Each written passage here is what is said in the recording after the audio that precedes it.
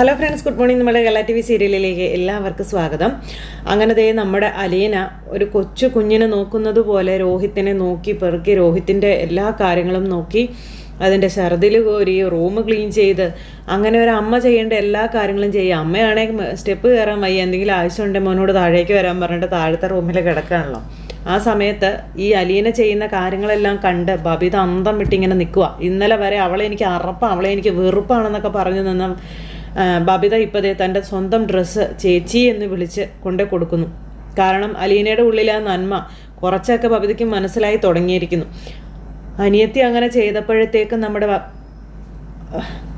അലീനയുടെ ആ ഒരു സന്തോഷം അതൊന്നും പറഞ്ഞറിയിക്കാൻ പറ്റാത്തൊരു സന്തോഷമായിരുന്നു. എന്തായാലും ഇത് കഴിഞ്ഞ് രോഹിയോട് കഴിക്കാൻ എന്താ വേണ്ടതെന്ന് അലീന ചോദിച്ചപ്പോൾ ഒന്നും മിണ്ടുന്നില്ല. അപ്പോൾ ഹെവി ആയിട്ടുള്ള ഫുഡൊന്നും കഴിക്കണ്ടെന്നും വലിയ ബണ്ണോ ബ്രെഡൊക്കെ തരാനാണ് ഡോക്ടർ പറഞ്ഞത്, തരട്ടെ എന്ന് ചോദിച്ചപ്പോൾ എന്നും പറഞ്ഞുകൊണ്ട് ഇങ്ങനെ ഒന്ന് മൂളി. അപ്പോൾ ആര് നിന്നെ ഉപേക്ഷിച്ചാലും ഞാൻ നിന്നെ ഉപേക്ഷിക്കത്തില്ല കേട്ടോ എന്ന് അലീന അനിയനോട് പറയാം. ഞാനുണ്ട് നിൻ്റെ കൂടെ, നിൻ്റെ കുഞ്ഞനിയനല്ലേ എന്ന് അലീന ഇങ്ങനെ എന്നിട്ട് രോഹിത്തിനോട് പറഞ്ഞു. അപ്പോൾ രോഹിത്ത് ഇങ്ങനെ അലീനെ അന്തം വിട്ടിങ്ങനെ നോക്കുക കേട്ടോ. നീ സുഖമായി എഴുന്നേറ്റ് നടന്ന് നിൻ്റെ കാര്യങ്ങൾ സ്വയം ചെയ്യുന്നതുവരെ ഈ ചേച്ചിയുണ്ട് നിൻ്റെ കൂടെയെന്ന് അലീനെ പറഞ്ഞു. അതുപോലെ തന്നെ എൻ്റെ മോൻ ഒരു തെറ്റും ചെയ്തിട്ടില്ല, ആരുടെ മുന്നിലും തല കുനിച്ച് നിൽക്കേണ്ട ആവശ്യവും ഇല്ല, നീയാണ് ശരി, നീ ഒരു തെറ്റും ചെയ്യാത്തിടത്തോളം കാലം മറ്റുള്ളവരുടെ മുന്നിൽ നീ സ്വയം ചെറുതാവേണ്ട ആ ഒരു ചിന്താഗതിയിലേക്ക് പോകരുതെന്നൊക്കെ പറയണം. ഏതൊരു പ്രതിസന്ധി വന്നാലും അതിനെ തരണം ചെയ്യാൻ, അതിനെ മറികടക്കാനുള്ള ആത്മധൈര്യം നീ സംഭരിക്കണം എന്നൊക്കെ പറയുക.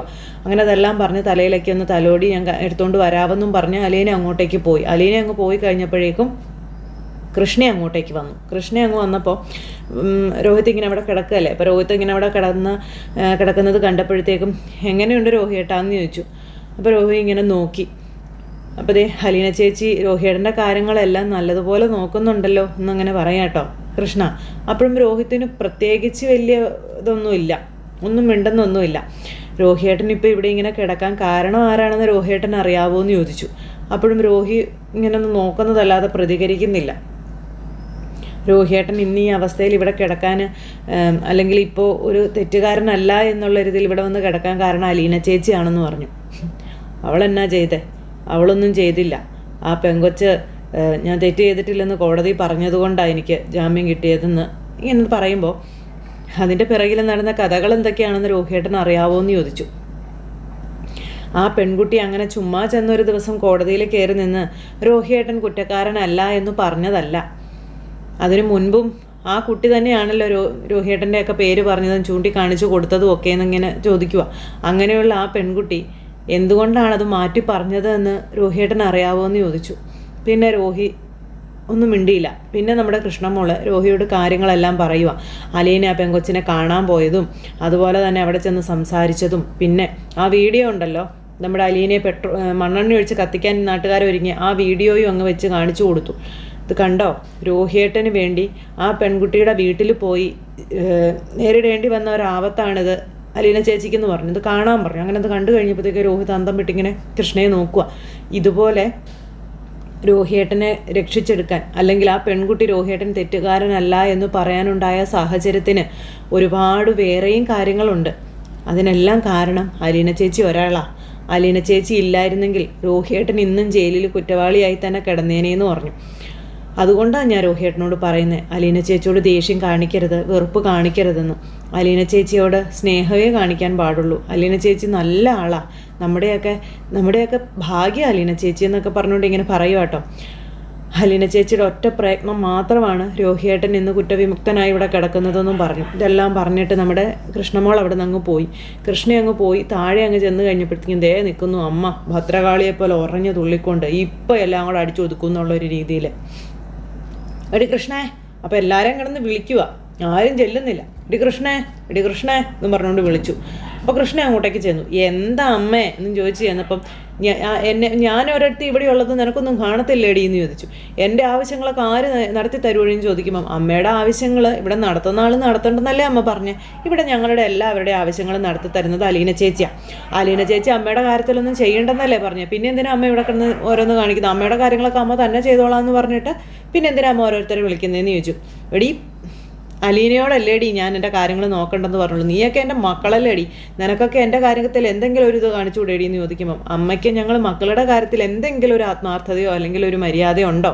അമ്മ അത് കാണിക്കുന്നില്ലല്ലോ, പിന്നെ എന്തിനാ ഞങ്ങളത് അമ്മയോട് കാണിക്കുന്നത്? എനിക്ക് നിങ്ങളുടെ കാര്യത്തിൽ ഒരു ആത്മാർത്ഥത ഇല്ലല്ലേടി? ഇല്ല, ഒരാത്മാർത്ഥതയില്ല. അമ്മ സെൽഫിഷാണ്. അമ്മയ്ക്ക് അമ്മയുടെ കാര്യം മാത്രമേ ഉള്ളൂ. അമ്മയ്ക്ക് മറ്റാരുടെയും കാര്യത്തിൽ ഒരു താല്പര്യവും ഇല്ല. അമ്മ അതൊന്നും ചെയ്യുകയില്ല. നീയൊക്കെ തന്നെ ഇത് പറയണടി.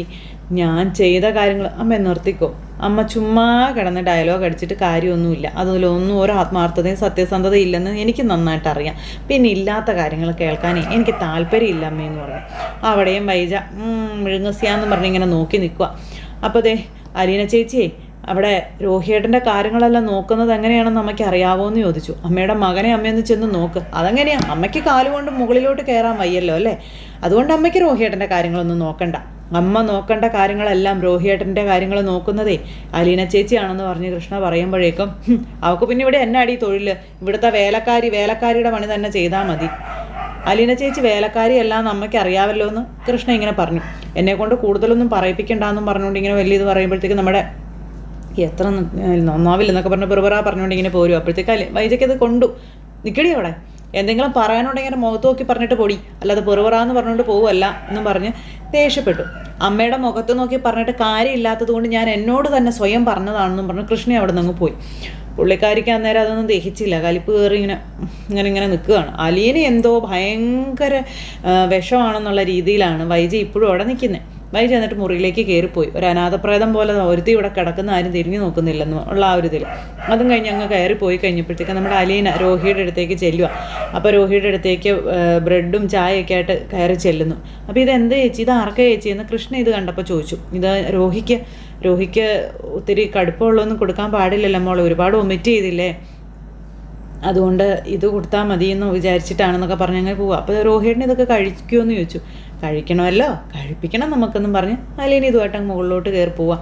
അങ്ങനെ അലീന മുകളിലേക്ക് കയറി ചെന്നു. രോഹിത് അന്നേരം അവിടെ കിടക്കുകയാണ്. രോഹി എഴുന്നേക്കെന്ന് പറഞ്ഞു. അലീനയാണെങ്കിൽ പിടിച്ചെഴുന്നേൽപ്പിക്കാൻ നോക്കിയപ്പോഴത്തേക്കും ഞാൻ എഴുന്നേറ്റോളാവെന്ന് പറഞ്ഞ് തന്നെ എഴുന്നേറ്റിരിക്കുന്നു. അപ്പോൾ നമ്മുടെ അലീന ഇങ്ങനെ നോക്കും കേട്ടോ. പെട്ടെന്ന് ബബിതയും കയറി വന്നു. ബബിത കയറി വന്നപ്പോഴത്തേക്കും ഇവർ തമ്മിൽ എങ്ങനെയാണ് എന്നറിയാൻ വേണ്ടി വന്നതാണ്. കാരണം അലീന ഇങ്ങനെ ഓരോ രീതിയിലും രോഹിത്തിനെ കെയർ ചെയ്യുന്നത് കണ്ട് മനസ്സിലിപ്പോൾ അലീനയോടുള്ള ഇഷ്ടം ഇങ്ങനെ വന്നുകൊണ്ടിരിക്കുകയാണല്ലോ. അതുകൊണ്ട് അലീന ചേച്ചി എന്തൊക്കെയാണ് ചെയ്യുന്നതെന്ന് അറിയാനായിട്ടുള്ള ഒരു ക്യൂരിയോസിറ്റി കൊണ്ട് ഓടിക്കയറി വന്നതാണ്. അങ്ങനെ കയറി വന്നിങ്ങനെ അവിടെ വാതിക്കൽ നിൽക്കുക. ആ സമയത്ത് ബ്രെഡ് തരട്ടെ എന്ന് ചോദിച്ചു. തരാൻ പറഞ്ഞു. അത് കഴിഞ്ഞപ്പോഴേക്കും നമ്മുടെ അലീന ആ ബ്രെഡും ചായയും അതൊക്കെ മുക്കി ഇങ്ങനെ കൊടുത്തപ്പോഴത്തേക്കും ഞാൻ തന്നെ കഴിച്ചോളാമെന്ന് പറഞ്ഞു. ഇതൊന്നും പിടിച്ച് തന്നെ കഴിക്കാനുള്ള സമയമായില്ല, ആകുമ്പോൾ ഞാൻ പറയാട്ടോ എന്ന് അലീന ഇങ്ങനെ രോഹിയോട് പറയുന്നിട്ട് ഇങ്ങനെ ചായയിൽ മുക്കി ബ്രെഡ് ഇങ്ങനെ കൊടുക്കുന്നു. ഇതൊക്കെ കണ്ട് നമ്മുടെ ബബിത ഇങ്ങനെ സൈഡിൽ സന്തോഷമായിട്ട് ഇങ്ങനെ നിൽക്കുവാണ്. അപ്പോൾ അലീന കൊടുക്കുന്നത് മുഴുവനും മേടിച്ച് കഴിക്കുന്ന രോഹിത്. അപ്പോൾ ഇത് കണ്ടുകൊണ്ടാണ് അങ്ങോട്ടേക്ക് വരുന്നത് നമ്മുടെ കൃഷ്ണ വന്നപ്പോൾ ഇവർ രണ്ടുപേരും കൂടി ഇങ്ങനെ അവിടെ അലീനയുടെ അരികിലുണ്ടല്ലോ. അപ്പോൾ അലീനയോട് ഭയങ്കര സ്നേഹത്തോടെയൊക്കെ ബബിതയുടെ സംസാരം. ഇത് കേട്ട് നമ്മുടെ കൃഷ്ണ അന്തം വിട്ടുപോയി. അപ്പം മതി അലീന ചേച്ചി എന്ന് ഈ രോഹി പറയുന്നത് കേട്ട് അലീന അന്തം വിട്ടിങ്ങനെ ഇരിക്കുക. അലീന ചേച്ചിയെന്ന് വിളിച്ചു. എടി എന്നല്ലാതെ വിളിക്കില്ല, നിന്നെ എനിക്ക് വെറുപ്പാടി, നീ എൻ്റെ ജീവിതത്തിൽ ഒരു കോപ്പും ചെയ്യേണ്ടടി എന്നും പറഞ്ഞു പോയ രോഹിത്ത ഇപ്പോൾ ഇതേ അലീന ചേച്ചിയെന്നൊക്കെ വിളിക്കുന്നു. ഇത് കേട്ടപ്പോൾ ഭയങ്കര സന്തോഷം കേട്ടോ. അങ്ങനെ ഇവരതേ സന്തോഷമായിട്ട് ഇങ്ങനെ വർത്തമാനമൊക്കെ പറഞ്ഞ് ഇതിങ്ങനെ കഴിച്ചുകൊണ്ടിരിക്കുന്നു. അപ്പോൾ കുറച്ചുകൂടി കഴിക്കണമെന്നൊക്കെ പറഞ്ഞിട്ട് അലീന ഇങ്ങനെ കൊടുത്തുകൊണ്ടിരിക്കുക. അപ്പോൾ ഇത് കേട്ട് വന്ന് നമ്മുടെ കൃഷ്ണയ്ക്ക് അതീവ സന്തോഷം. കൃഷ്ണ എന്നിട്ട് ഓടിയത് എങ്ങോട്ടാണെന്ന് അറിയാവോ? അച്ഛൻ്റെ റൂമിലേക്ക്. അച്ഛാ ഇങ്ങ് വന്നേ അച്ഛാ, ഒരു കാഴ്ച കാണിച്ചു തരാം അച്ഛാ എന്ന് പറഞ്ഞു. എന്താടി മോളെ, എന്താടി എന്ന് പറഞ്ഞു. കാര്യം പറയടി എന്ന് പറഞ്ഞു. അച്ഛനിങ്ങ് വാ അച്ഛാ, അത് പറയാനുള്ളതല്ല കാണാനുള്ള, വാ അച്ഛാ എന്ന് പറഞ്ഞുകൊണ്ട് പിടിച്ചു വലിച്ചു കൊണ്ടുവരിക. അങ്ങനെ അച്ഛനെ കൊണ്ടുവന്ന് ഈ മുറിയിലേക്ക് നിർത്തിയപ്പോൾ അച്ഛൻ കാണുന്ന കാഴ്ച എന്ന് പറഞ്ഞാലോ, അവർ 3 പേരും സന്തോഷമായിട്ട് ഇരിക്കുന്നത്. അലീന കൊടുക്കുന്നതെല്ലാം മേടിച്ച് കഴിച്ച് ഒരു പരാതി, ഒരു പരിഭവം, ഒരു ദേഷ്യം, ഒരു കലിപ്പോ ഇല്ലാതെ അലീനയുടെ പ്രിയ അനിയനായിട്ട്, അല്ലെങ്കിൽ കൊച്ചു കുഞ്ഞിനെ പോലെ അലീനയുടെ അരികിലിരിക്കുന്ന മകൻ, അതുപോലെ തന്നെ അലീനയുടെ അരികിൽ അലീനയോട് നല്ല സ്നേഹത്തോടെ സംസാരിച്ച് നിൽക്കുന്ന ബബിത. ഇതൊക്കെ കണ്ട ബാലൻ്റെ മനസ്സും അങ്ങോട്ട് നിറഞ്ഞു. കാരണം എന്താണോ നടക്കില്ല എന്ന് താൻ പ്രതീക്ഷിച്ചത് അത് ഇപ്പം നടന്നിരിക്കുന്നു. ആ വീട്ടിൽ ഇപ്പോൾ വൈജ മാത്രമേ ഉള്ളൂ അലീനയെ കാണാൻ പാടില്ലാത്തതും, അതുപോലെ അവിടെ എല്ലാവരും ചതുർത്ഥിയായിട്ട് നിൽക്കുന്നത്. ബാക്കി എല്ലാവരും ഇപ്പോൾ ഒന്നായി. എല്ലാവരും ഭയങ്കര സന്തോഷം. തൻ്റെ ചേച്ചി അനുഭവിച്ച യാതനകളും അല്ലെങ്കിൽ തൻ്റെ ചേച്ചി നടന്നു വന്ന വഴികളൊക്കെ അറിഞ്ഞു കഴിഞ്ഞപ്പോൾ രോഹിത്തിന് പിന്നെ അലീനയെ തള്ളിപ്പറയാൻ തോന്നിയില്ല. അലീന എന്ന് പറയുന്ന ചേച്ചി തൻ്റെ ഭാഗ്യമാണെന്ന് രോഹിത്തും തിരിച്ചറിയുന്നു. ഇത് കഴിഞ്ഞതൊക്കെ കണ്ട് മനസ്സ് നിറഞ്ഞ് നമ്മുടെ ബാലൻ അങ്ങോട്ടേക്ക് പോവുക. ബാലൻ പോയി കഴിഞ്ഞപ്പോൾ ഇപ്പം എങ്ങനെ ഇരിക്കുന്ന അച്ഛാ, കണ്ടോ അലീന ചേച്ചിയുടെ മാജിക്ക് കണ്ടോ എന്ന് ചോദിച്ചു. അതൊരു വല്ലാത്ത മാജിക്ക് തന്നെ അടിമോളെ എന്ന് ബാലൻ അന്നേരം പറഞ്ഞു. അവരുടെ മാജിക്കേ നിന്റെ അമ്മയുടെ പോലത്തെ മാജിക്കൊന്നുമല്ല, സ്നേഹം കൊണ്ടുള്ള മാജിക്കാണെന്ന് ബാലൻ പറയുക. അങ്ങനെ ബാലൻ അലീനയെന്ന് പറയുന്ന മകളെ ഒരുപാട് അങ്ങ് എന്താ പറയുന്നത്, പണ്ടത്തതിനേക്കാളൊക്കെ ഒരുപാട് ഇഷ്ടവും സ്നേഹവും ഒക്കെ ഇങ്ങനെ കുഞ്ഞുകൂടി വന്നിട്ടുള്ള ഒരവസ്ഥയിലേക്ക് ഇങ്ങനെ വന്ന് നിൽക്കുന്നു. അങ്ങനെ അതേ ഭയങ്കര സന്തോഷമായിട്ട് അവർ 5 പേരും ഒന്നായി ഉള്ള രീതിയിൽ തന്നെയായി ആ വീട്ടിൽ. വൈജയാണ് വെറുപെറാ പറഞ്ഞുകൊണ്ട് വീടിനകത്തോടെ നടക്കുന്നത്. അതിൻ്റെ ഇടയ്ക്ക് കമല വൈജയെ വിളിച്ചു. എങ്ങനെയുണ്ട് വൈജയ കാര്യങ്ങളും ചോദിച്ചു. എന്തോന്ന് കാര്യങ്ങളാണ് കമല എടുത്തി, എൻ്റെ കാര്യങ്ങൾ നോക്കാൻ ഇവിടെ ആർക്കും സമയമില്ല, ആരും എൻ്റെ കാര്യങ്ങൾ നോക്കുന്നില്ല, ഇങ്ങനെയാണെന്നൊക്കെ പറഞ്ഞ് കുറേ കുറ്റം അങ്ങ് പറഞ്ഞു. അവളില്ലേ അവിടെ ആ അലീന എന്ന് പറയുന്നവൾ, അവളെന്താ ഒരു കാര്യം നോക്കാത്തതെന്ന് ചോദിച്ചു. അവളുടെ കാര്യം എന്നോട് മിണ്ടല്ലേ കമല എടുത്തി, അവളെ കാണുന്നത് പോലും എനിക്കിഷ്ടമല്ല, ഞാൻ അവളെൻ്റെ കാര്യങ്ങളൊന്നും നോക്കണ്ടെന്ന് പറഞ്ഞിട്ടുണ്ട്, അതുകൊണ്ട് അവളെൻ്റെ അടുത്തേക്ക് പോലും വരുന്നില്ല എന്നും പറഞ്ഞു. അതുകൊണ്ട് എന്തൊരു സമാധാനം ഉണ്ടെന്ന് അറിയാവോ എന്ന് ചോദിച്ചു. എൻ്റെ പൊന്നു വൈജേ, അവൾ നിൻ്റെ കാര്യങ്ങൾ നോക്കിയില്ലെങ്കിൽ വേറെ ആരും ആ വീട്ടിൽ നിൻ്റെ കാര്യങ്ങൾ നോക്കാൻ പോകുന്നില്ല. നിൻ്റെ മക്കൾ നോക്കുമോ? നിൻ്റെ മക്കൾ നോക്കാൻ പോകുന്നുണ്ടോ നിൻ്റെ കാര്യങ്ങൾ? നീ തന്നെ അവിടെ നിന്ന് നിൻ്റെ കാര്യങ്ങൾ ചെയ്യേണ്ടി വരും. അങ്ങനെ തന്നെ ചെയ്യാൻ പറ്റുന്നൊരവസ്ഥയിലാണോ നീ ഇപ്പോൾ പോകുന്നത്? നിൻ്റെ കാര്യങ്ങൾ കാണാനായിട്ട് അവളോട് ചെയ്തു തരാൻ പറ, അവൾക്കതിനുള്ള ഉത്തരവാദിത്വം ഉണ്ട്, അവിടുത്തെ വേലക്കാരിയല്ലേ അവളെന്ന് ചോദിച്ചു. അയ്യോ അങ്ങനെ പറയല്ലേ കമലയിടത്തി, അവളെ വേലക്കാരിയായിട്ട് കാണരുതെന്നല്ലേ ഇവിടെയുള്ള ഒരാളുടെ ഓർഡർ എന്നൊക്കെ ചോദിച്ചു. വൈജ വലിയ എന്താ പറയുന്നത്, സ്വയം പല്ലിനിട കുത്തി നാറ്റിക്കുക എന്നൊക്കെ പറയില്ലേ എന്ന് പറഞ്ഞതുപോലെയൊക്കെ ഇങ്ങനെ പറയും. എന്നിട്ട് കുശുമ്പും കുന്നായ്മയും അങ്ങോട്ടും ഇങ്ങോട്ടും ഒരു നീ പറച്ചില്ല.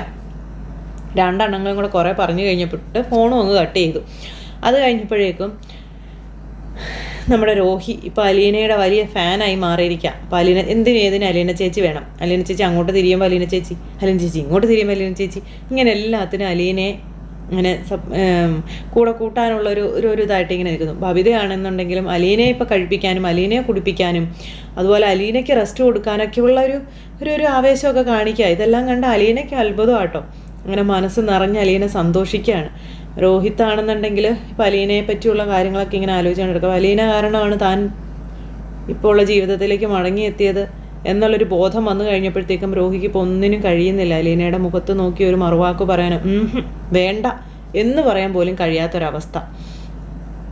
ഈ സമയത്ത് നമ്മുടെ ബാലേട്ടൻ റൂമിൽ പോയിരുന്ന് മനസ്സ് നിറഞ്ഞ് സന്തോഷിക്കുക. അതുപ്പോഴത്തേക്ക് അലീനതേ ബാലേട്ടനുള്ള ചായയായിട്ട് അങ്ങോട്ടേക്ക് ചെന്നു.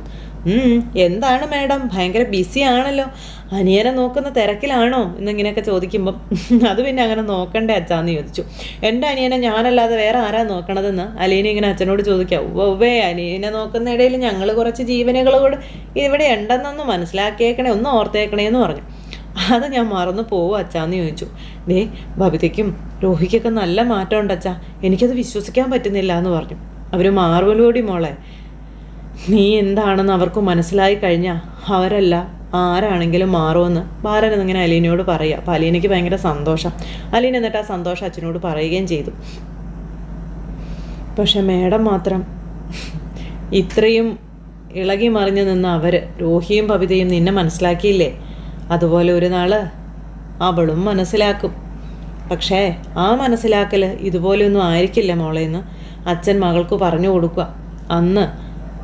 അന്ന് സംഭവിക്കാൻ പോകുന്നത് എന്താണെന്ന് നമുക്ക് പ്രവചിക്കാൻ പോലും കഴിയില്ല എന്ന് പറഞ്ഞു. അങ്ങനെ അക്കാര്യങ്ങളെല്ലാം ഇവർ തമ്മിൽ സംസാരിച്ചുകൊണ്ടൊക്കെ ഇങ്ങനെ നിൽക്കുന്നു. അപ്പോൾ ഇങ്ങനെയൊക്കെ ഒരു വിശേഷങ്ങളൊക്കെ ആയിട്ട് കാണാൻ നല്ല ഇഷ്ടം തോന്നുന്ന ഒരു എപ്പിസോഡായിട്ടാണ് ഇന്നത്തെ നമ്മുടെ കഥ വരുന്നത്. അപ്പോൾ ഇതിൽ കൂടുതൽ വിശേഷങ്ങളുമായിട്ട് നമ്മുടെ എപ്പിസോഡ് വരുന്നുണ്ട്. അപ്പോൾ ആരും മിസ് ചെയ്ത് കളയരുത്, എല്ലാവരും കാത്തിരുന്ന് കാണണം കേട്ടോ. എല്ലാവർക്കും നല്ലൊരു ദിവസം ആശംസിക്കുകയാണേ.